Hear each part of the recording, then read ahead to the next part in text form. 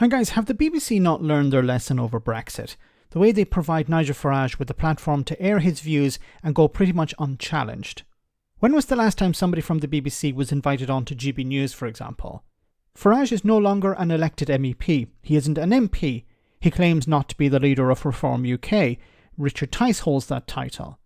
So why was he invited on to Nick Robinson's show and asked what he would do with the protesters in favour of the people of Gaza, the ones calling for an end to the war and for a Palestinian state?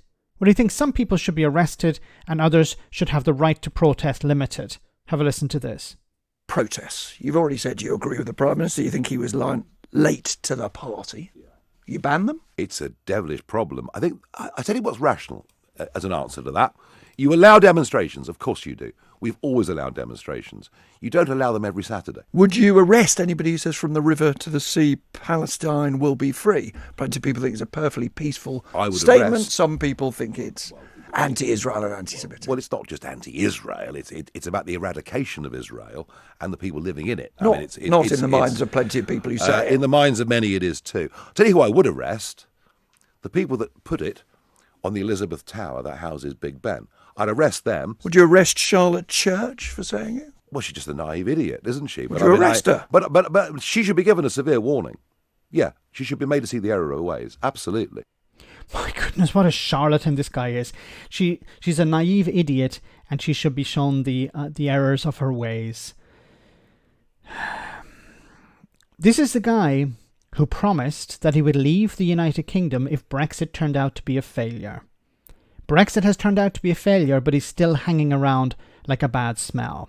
And unfortunately, the likes of the BBC are giving him a platform. Why are they doing that? As I said, he's not an elected official. He ran 7 times and lost 7 times. Yes, he was a member of the European Parliament, but he's no longer a member of the European Parliament. He hasn't been for some time. He claims not to be the leader of Reform UK. That's Richard Tice. So why is Nigel Farage being invited on? Why is he allowed to sit there and insult the public and talk about taking away their rights? Yeah, they can protest, but not every Saturday. Who gives you the right to take away people's rights? Or to suggest that they should be taken away?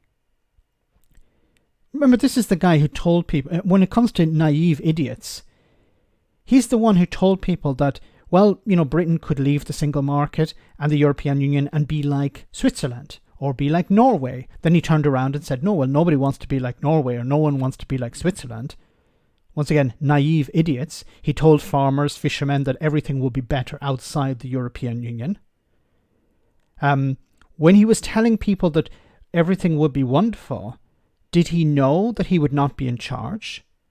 Or did he believe that he would be Prime Minister one day and he would be delivering Brexit? Because it's easy for him to sit on the sidelines and say, well, this isn't the type of Brexit that I was promising.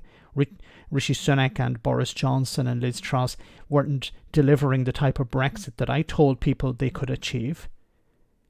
A charlatan, a liar, and still hanging around and unfortunately still given a platform. Nigel Farage should stay in America. He wants to kiss Donald Trump's behind, then he should stay there and continue doing that. But for some reason, he's given a platform, not just on GB News, of course, but on the BBC. This guy has been proven wrong on pretty much everything, and he's still hanging around. Why? Let me know in the comment section, guys, what you think. As always, your comments are greatly appreciated. Thanks a lot.